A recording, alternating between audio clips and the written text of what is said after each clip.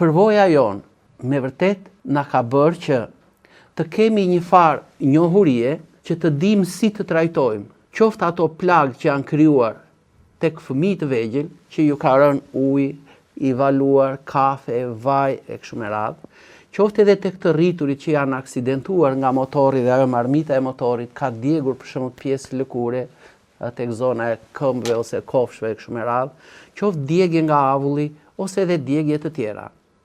Si do të veprojmë praktikisht?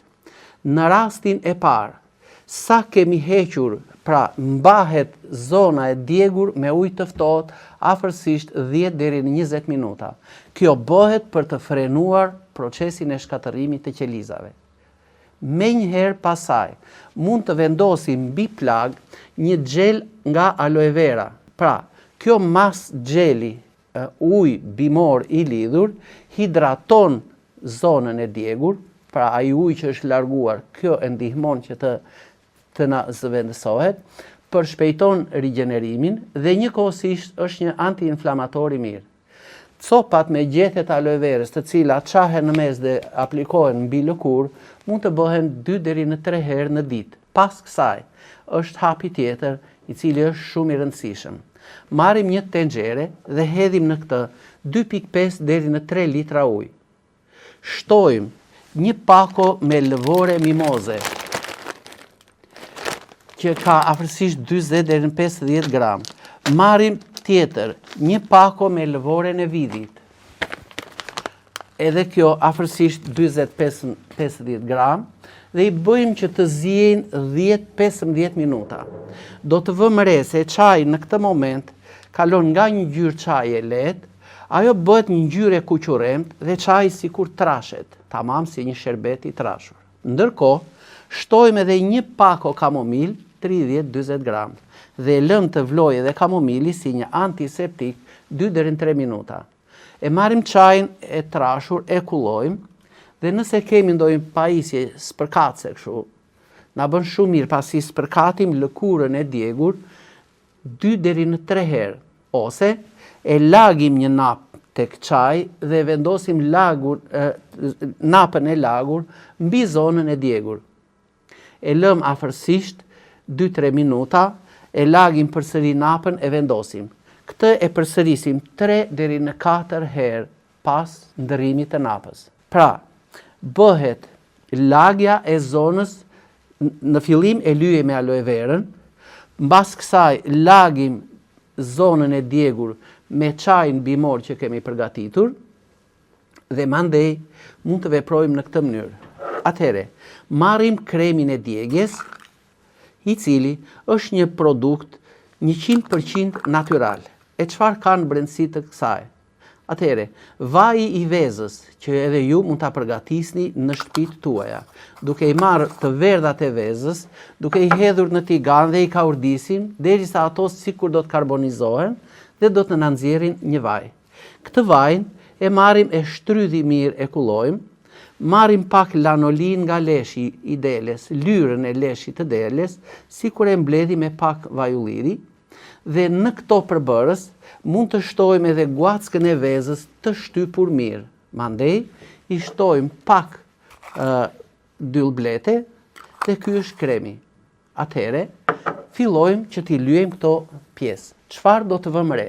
Qetësohen dhimbjet, qetësohet plaga dhe kjo tashmë ka këtë veçori. Lëkura e mimozës ka veti që ta shtrëngoj plagën dhe të jetë një antiinflamator i mrekullueshëm. Pra, mimoza te nuiflora, pra pema e mimozës që ne veshojmë, ka afërsisht tanine rreth 16%, që ka vetprim astringent, shtrëngues, rrudhos atë pjesën e buzës së lëkurës së shëndetshme, ndalon eskudatin, ndalon atë rrjedhjen e lëngut dhe lëkura, plaga fillon të marrë një pamje të thatë, duke krijuar në këtë mënyrë një shtresë mbrojtëse. Flavonoidet antioksidant që ndodhen në lëkurën e mimozës e mbrojnë atë zonën e djegur nga stresi oksidativ dhe nga ngacmuesit e jashtëm të ajrit. Sapuninat, ato zbutësa triterpene, kanë një veprim anti-inflamator. Krahas kësaj, alkaloidet që ndodhen këtu, por në sasi të vogla, janë të tilla që nuk na ngacmojnë, nuk e rëndojnë situatën, por e ndihmojnë atë. Veç kësaj, në lëkurën e mimozës gjenden edhe minerale gjurmë, siç është bakri dhe zinku. Pra, minerale shumë të rëndësishme për shërimin e plagës. Pra, mund të themi që mimoza nuk është thjesht një lule e brisht dhe e verdh, por një roje e heshtur e plagëve tona. Lëvorja e vidhit, ashtu si dhe e shelgut, ajo përmban salicilina, të cilat me trajtimin e tyre shndërrohen në acid salicilik në trup, kur ne vendosim në mbi trup. Taninet që ndodhen edhe tek lëvorja e vidhit, por më të pakta se lëvorja e mimozës, edhe këto kanë atë veprimin astrigent shtrëngues, pra mbledhës, rrudhosës, sikur të bëjmë një krahasim si ajo hurma e papjekur që ne e ham dhe ajo gati sikur na mbyt. Po kështu, flavonoidet janë polifenole antioksiduese, të cilat bëjnë që në plagën e djegur të mos na zhvillohen infeksione.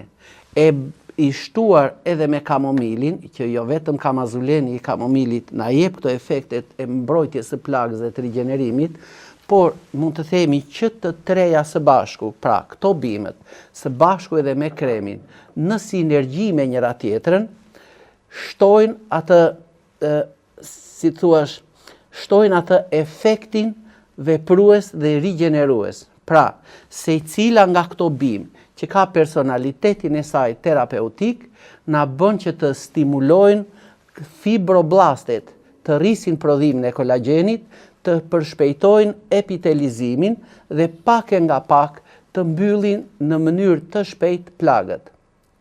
Efekti antibakterial, natyral, që ndodhet te këto produkte dhe te kremi, bën që të reduktojnë infeksionin. Veprimi anti-inflamator, siç është qoftë nga produktet, qoftë edhe nga kremi, bën që të ulet enjtja dhe skuqa, të shtohet kolagjeni në lëkurë dhe të nxitet, si thuash, krijimi i asaj lëkurës së re, të nxitet epitelizimi, i cili në fillim është një lëkurë e hollë, e kuqe, e brisht. Le t'i marrim edhe një herë, mimoza si një arkitekte e heshtur që ndërton, forcon dhe rikthen strukturën.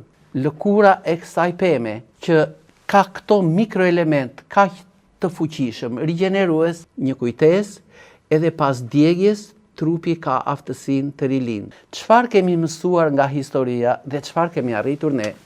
Puna jonë ka qenë shumë e fokusuar edhe në kërkimet e ndryshme dhe në gjetjet e shkencëtarëve të ndryshëm. Për shembull, René Maurice Gattefossé, një shpikësi i aromoterapisë, që ka jetuar nga vitet 1881-1950, në 1910 ky digjet nga flakët në laboratorin e kompanisë së tij. Pas trajtimeve me kremra të ndryshme nga duart e fytyra e kështu me radhë, ai vuri re se plagët e tij nuk po shëroheshin, por ishin si të lëngëzuara. Atëherë, ky merr vajin e livandos, e vendos mbi plagë dhe vuri re që të gjitha plagët filluan të rigjeneroheshin mrekullisht mirë. Le të eci më tej. Jan Valnet, i cili ka jetuar nga vitet 1920-1995, është themeluesi i aromaterapisë moderne, mjek kirurg francez, i cili në mungesë të ilaçeve gjatë luftës së dytë botërore, ky filloi të mjekonte të plagosurit me bimë mjekësore dhe vajra esenciale, duke marrë me vërtet rezultate të papritura.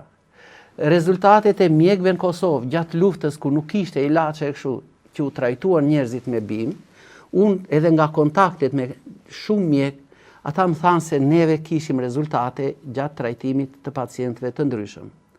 Përvoja jonë me lëvoret e bimëve, me vajin e vezës, me lulen e basanit, me gjethen e dellit, me guackat e vezës e tjera, ka arritur rezultate të mrekullueshme, qysh atëherë në monizëm, por edhe në ditët e sotshme.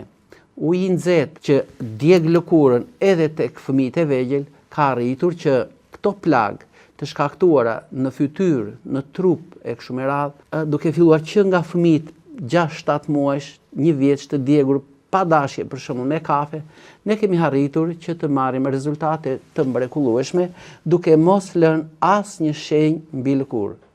Rezultati i lëkurë e rigjeneruar plotësisht. Mesazhi jon duhet të ruhet në kujtesën tuaj. Pas djegjes, trupi ka aftësi të rigjenerohet. Mjafton të ndihmohet me produktet e mësipërme natyrale dhe ju do të shikoni se si lëkura juaj do të jetë plotësisht e rigjeneruar. Mirupafshim në emisionin e radhës.